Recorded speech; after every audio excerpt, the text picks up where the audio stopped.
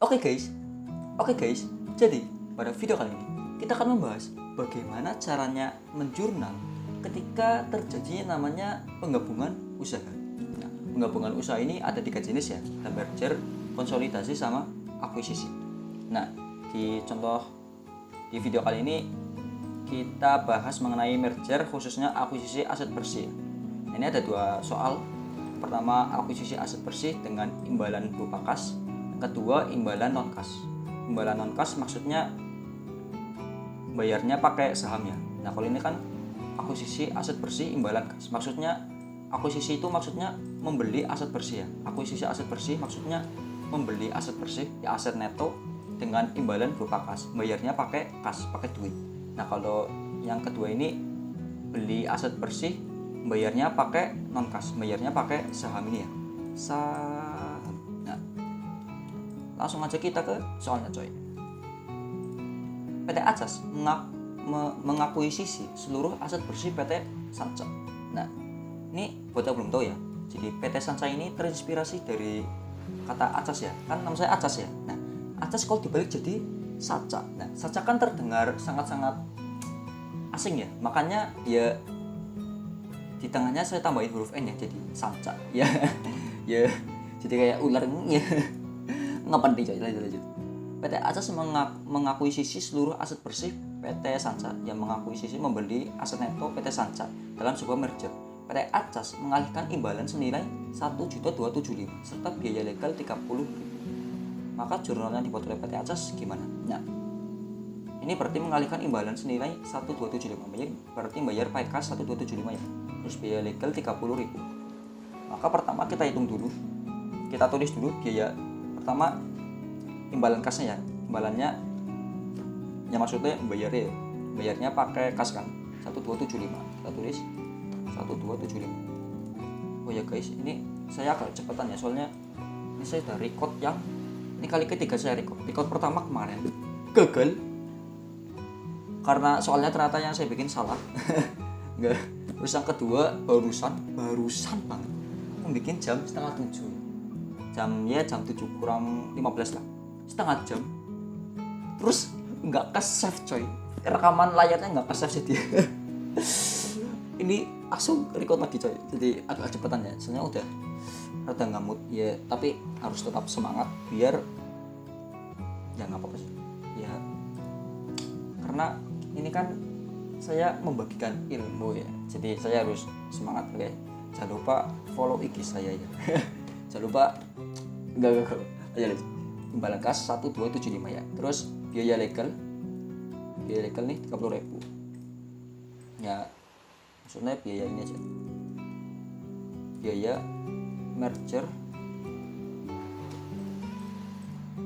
Terus biaya legal 30.000 ya, 30. Nah, setelah itu kan imbalan kas sama biaya legal. Nah, pertama kita hitungnya namanya harga beli. Maksudnya harga perolehannya, harga perolehan aset bersih PT Sanca ya. Ini kan mengakuisisi aset bersih, mengakuisisi aset neto, beli aset neto. Nah, harga beli ini ada 2 versi ya. Ya, soalnya saya ini juga lihat referensi dari 2 buku yang berbeda. Yang pertama bukunya Richard E. Parker, judul bukunya Akuntansi Keuangan Lanjutan, di halaman 14. Saya baca ini. Semua biaya langsung sehubungan dengan pembelian perusahaan lain diperlakukan sebagai bagian dari total biaya perolehan perusahaan yang diakuisisi. Sebagai contoh, imbal jasa bagi menemu bla bla bla bla bla. Bla bla bla bla bla bla bla bla. Selain itu, penggabungan usaha sering melibatkan biaya akuntansi, hukum, dan penilaian yang besar. Nah, berarti kan biaya hukum, ya biaya legal itu termasuk ke dalam biaya langsung. Nah, biaya langsung masuk ke dalam harga beli, harga perolehan. Maka biaya legal ini yang 30.000 ini termasuk ke dalam harga beli ya. Maka berarti harga belinya kalau menurut Richard E. Parker berarti imbalan kas 1.275 tambah 30.000 ya, 1305.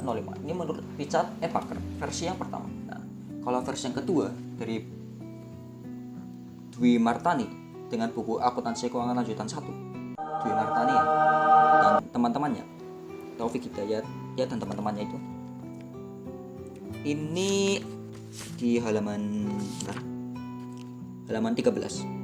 Biaya transaksi sebacanya. Transaksi kombinasi membutuhkan biaya yang besar.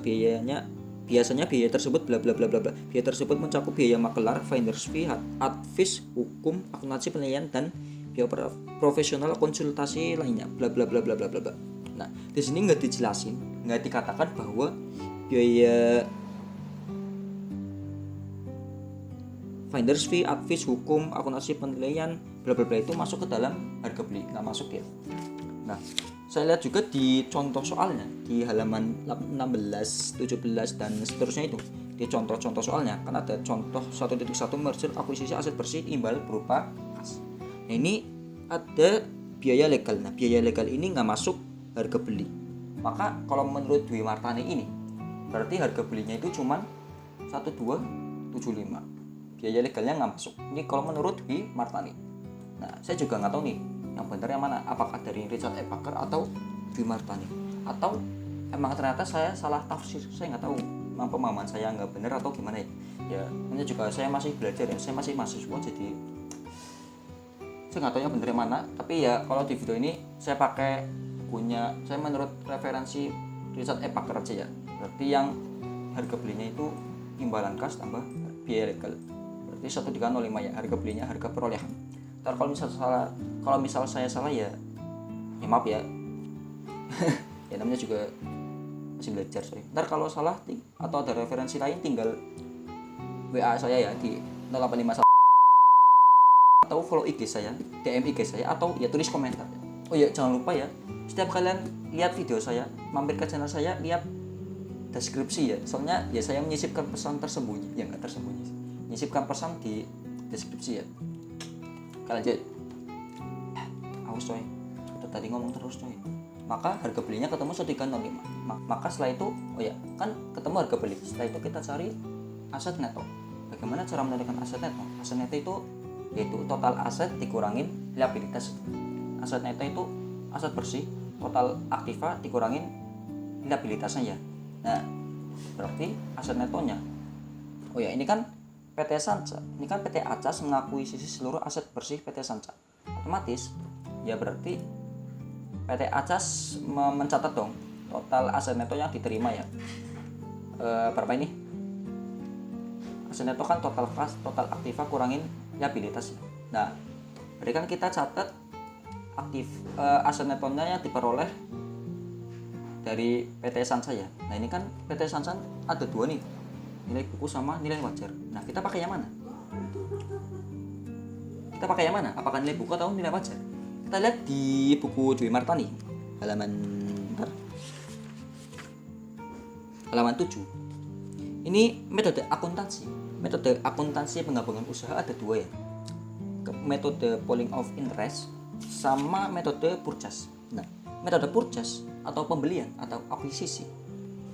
Dalam metode akuisisi, dasar pencatatan adalah nilai wajar pada tanggal akuisisi. Karena bla bla bla bla. Kalian baca sendiri ya.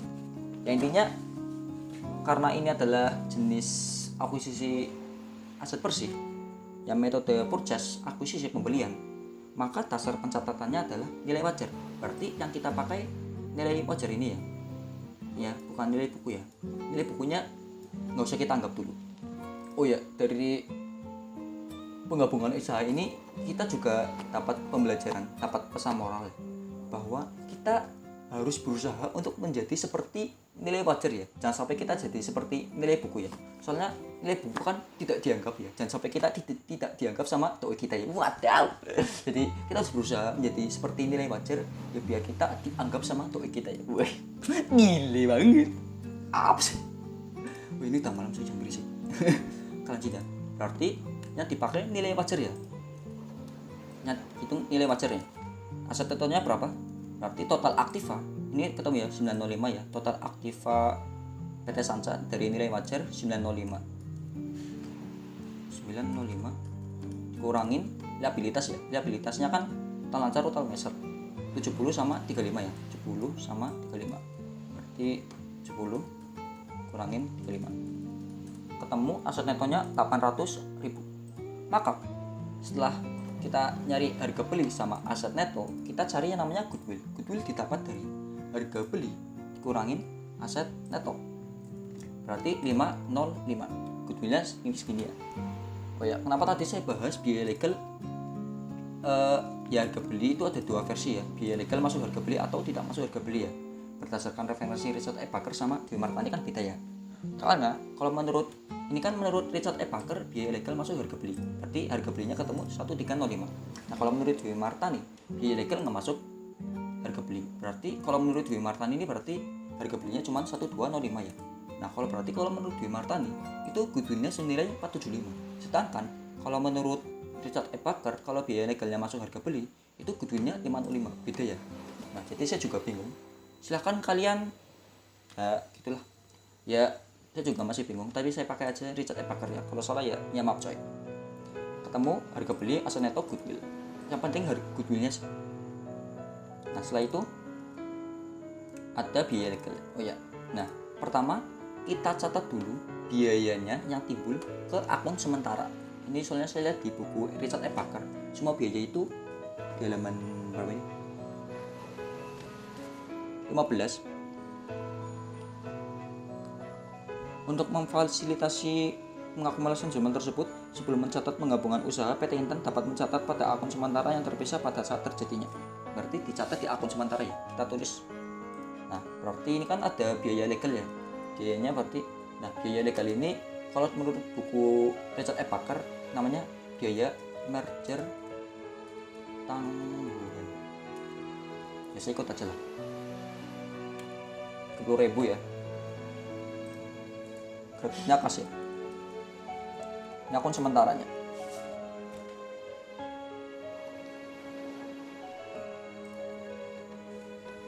Terus maka jurnalnya pencatatannya oleh PT Acas ya, berarti kan tadi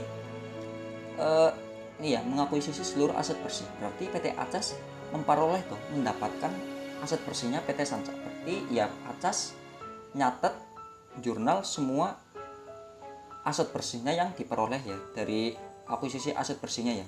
Berarti ya PT Acas nyatet yang jurnal semua aktiva sama liabilitasnya ya. Ya kan aset bersih kan total aktiva kurangin liabilitasnya. Maka kita jurnal semua aktivanya. Kas piutang persediaan tanah bangunan akumulasi paten. Akumulasi nggak masuk ya. Ini kita kopas saja. Nggak bisa coy. Jadi manual. Kas piutang persediaan tanah bangunan akumulasi nggak masuk ya. Ini juga nilai wajarnya kosong kan. Terus paten apa masuk debit ya. Ya persamaan dasar akuntansi lah. 80. Ingat ya, pakai nilai wajar ya. 80. Terus piutang 100, 55 atau 80, 31. 100, 55. 100, 55. 200, 200 kali 280, 310, paten 80. Nah, setelah itu liabilitasnya kita catat ya. Utang sama wesel. Utang lancar sama utang wesel. Kredit ya. 10 pakai nilai wajar ya. 10 kali 5. Nah, setelah itu kan ini nih goodwill 505. Maka kita tulis goodwill kredit ya. Di kredit debit apa ini 505. Nah, setelah itu kreditnya itu kas lagi ya. Nilai ya harga beli ini. Kas yang dikeluarkan kan 1305 ya. Imbalan kas sama biaya legal ya. 305. Maka jurnalnya seperti ini ya. Sama nih 1410 balance ya. Kas terus utang, goodwill sama kas. Ya maksudnya aset kok tadi. Aset ya. Nah, itu cara menjurnal ketika terjadi akuisisi aset bersih dengan imbalan berupa kas ya. Sampai coy ya. Ingat ya, berarti pertama kita cari dulu harga beli, terus kita hitung aset netonya. Setelah itu ketemu goodwill, baru kita jurnal. Kita jurnal, yang di jurnal apa aja? Semua aset, terus hutangnya, terus kita catat juga goodwill, terus kita catat imbalan ya harga belinya ya, yang maksudnya kas ini berarti ya 1/05. Ini soal yang pertama. Lanjut soal yang kedua, akuisisi aset bersih dengan imbalan non kas ya. Langsung aja coy.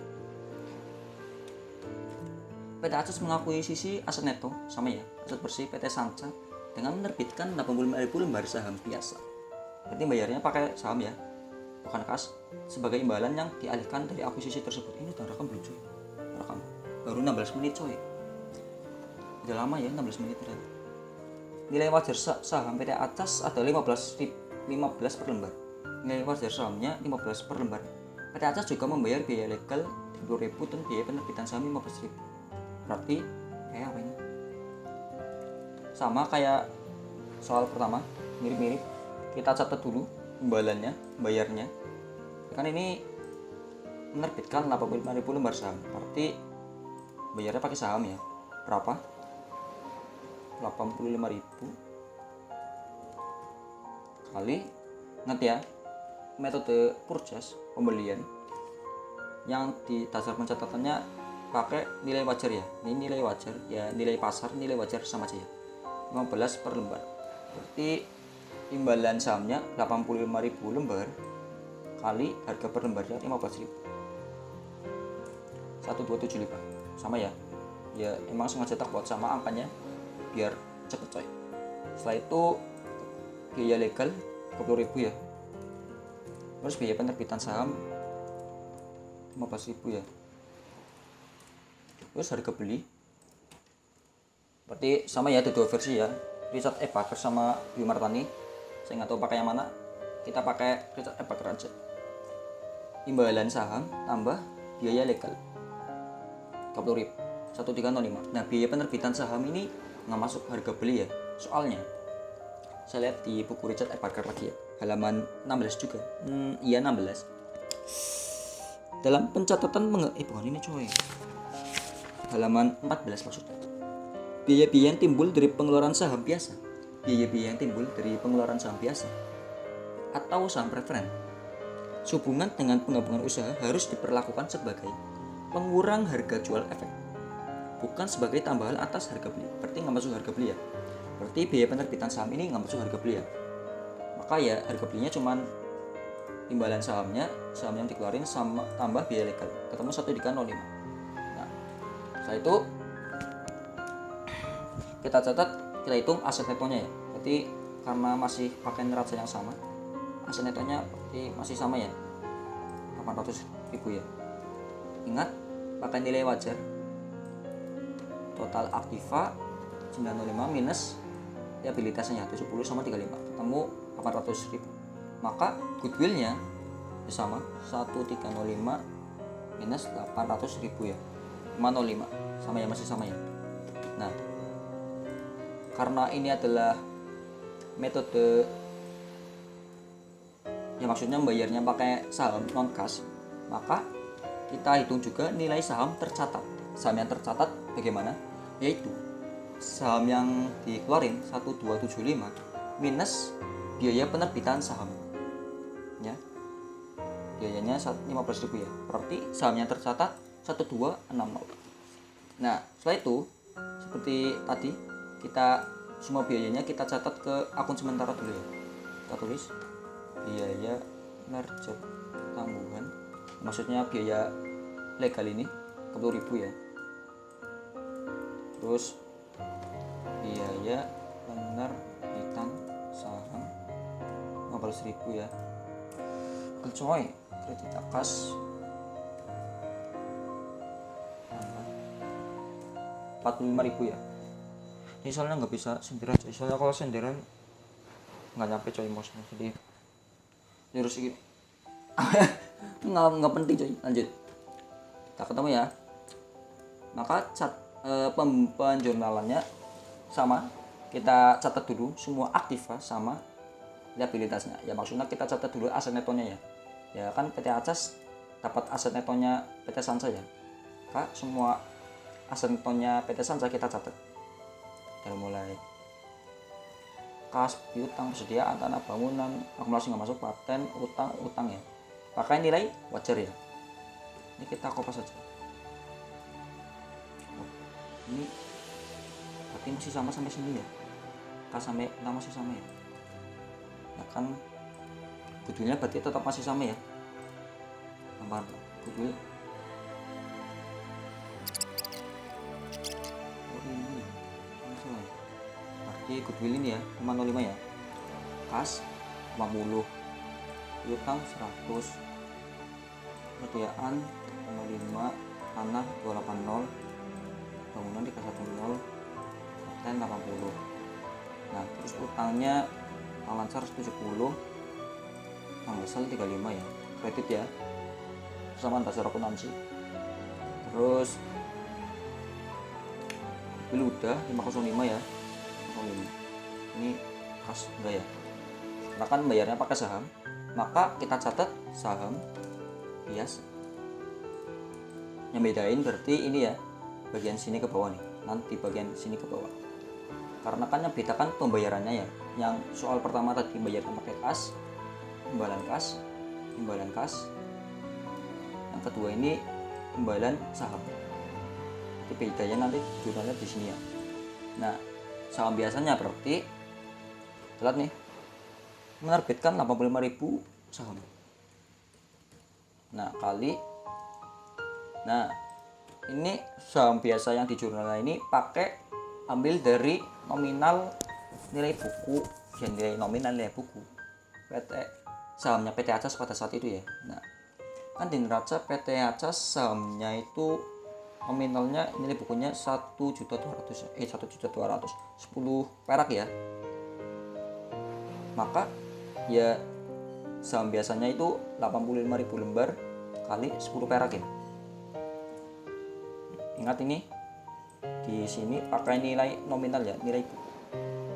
Kalau harga beli tadi pakai nilai wajar, pakai nilai wajar 11.000. Tapi kalau di jurnal ini yang saham biasanya pakai nilai bukunya ya 10 50. Terus saham biasa sudah ketemu.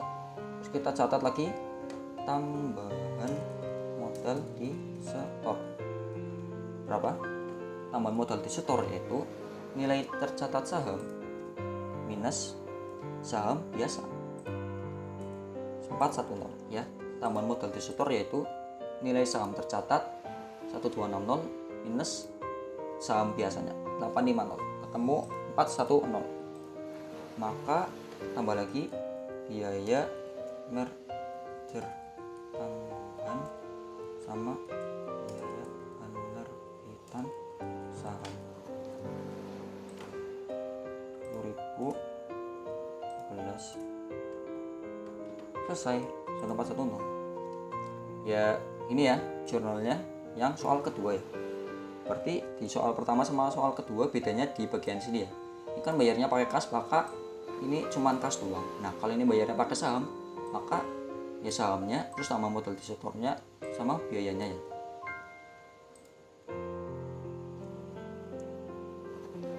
Oh ini salah, sorry. Ini kasnya bukan 1305, ini kasnya 1275. Nah baru tulis lagi biaya merger tambahan 10 gini ya. Nanti salah ya, masa kasnya 1305, ini kan harga beli, kasnya sendiri 1275, terus biaya merger tanggungan ya biaya legalnya 10.000 ya. Nggak ada biaya penerbitan saham ya yang pertama ya. Yang kedua kan ada biaya penerbitan saham, yang pertama nggak ada penerbitan saham. Kenapa? Ya namanya juga bayarnya pakai kas, bayarnya kan pakai kas berarti nggak ada biaya penerbitan saham. Nah kalau soal nomor 2 kan bayarnya pakai saham, berarti ada biaya penerbitan saham gitu ya. Detail-detail soal harus kita pahami juga ya, soalnya ya kalau kita soalnya nggak paham gimana ngerjainnya, wadaw. Ya sekian video kali ini, Ya udah sih gitu aja. Semoga ke save. Bismillah.